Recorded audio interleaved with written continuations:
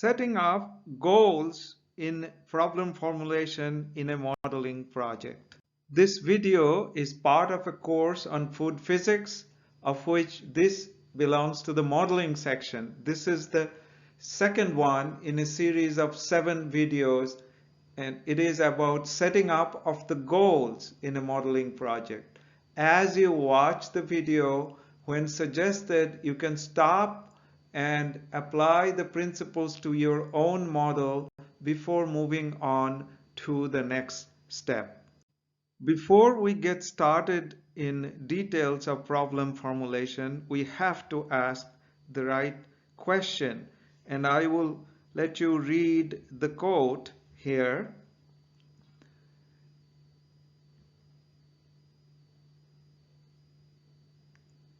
As this quote says, it is critical to ask the right question. This affects everything downstream. How much effort you put in, how long it takes to get the model done, and at the end, if the model even served its purpose.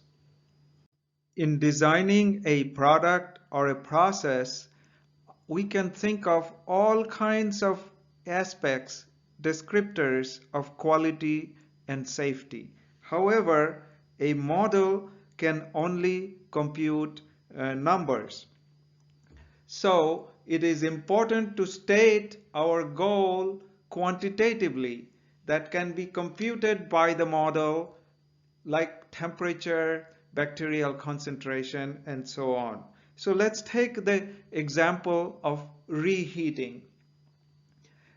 Here, the goal could be reaching a particular temperature uniformity. So reaching a temperature, now that temperature uniformity has to be defined in the model. And in this case, it can be computed, for example, using a standard deviation. In another example of sterilization, typically we are trying to reach a minimum bacterial level. This can be computed by treating bacteria as a species. Here, reaching a certain bacterial level, this can be done by treating bacteria as a species and tracking bacterial concentration during heating. In another example of deep frying, our goal can be to reach, for example, a certain crispness. But the crispness has to be defined. Suppose Young's modulus is a measure or can be a measure of crispness. And I can relate that Young's modulus to the moisture level at a point. Thus, I can track moisture, and therefore from moisture I can track Young's modulus in the model. Now we can talk our goal in terms of reaching a particular value of Young's modulus. Likewise, we can track color if we know the reaction kinetics for color formation. To see how quality and safety are modeled, see our videos in our series on theory. So we have separate videos on modeling quality and safety and their frameworks. We can track, for example, how much oil is getting into the fry by solving oil transport equations. That could be a measure, a quantitative goal in modeling a frying process. We can track acrylamide formation as a function of temperature and moisture from its kinetics, and a goal can be how much acrylamide is formed in a frying process. Thus, as we start the modeling process, we have to start by defining what is it that we want to compute from the model. That would be useful for optimization or for insight. The point is we have to have a quantitative a quantity that can be computed as we set up the goal. Our goal can dictate problem formulation. That is, which equations are we going to solve?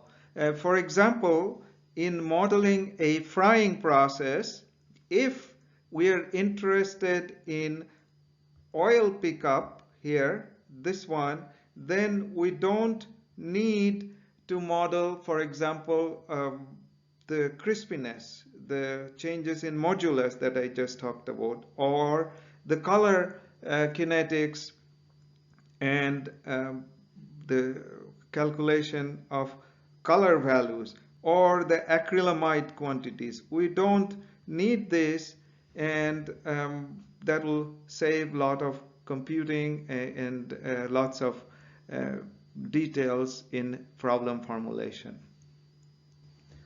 On the other hand, if we want to model color development, then we may not need to include the physics for oil transport or crispiness or acrylamide formation. But, you know, in this case, for example, oil transport may affect color formation, definitely. But we're assuming that to be small, and at least to get started, we can ignore this if our interest is only in the color development. You may pause the video here and apply what we discussed just now in reference to goal to your intended project. And so you can try to answer things like, what process or product are we trying to model? And what are my possible design goals? Uh, what is the goal that can be quantified? So for example, by saying, well, we want to have a good product or a efficient process, energy efficient process. This is not enough. We have to really define these in quantitative terms that can be computed. Uh, do we know the physics to describe it? Very, very critical. We model processes for which we have a fundamental understanding of how the process works. Maybe not all the details, maybe not how different physics interacts, but the basic physics needs to be known. If something is completely unknown, there is no question of modeling it, because we wouldn't be able to set up the equations for it.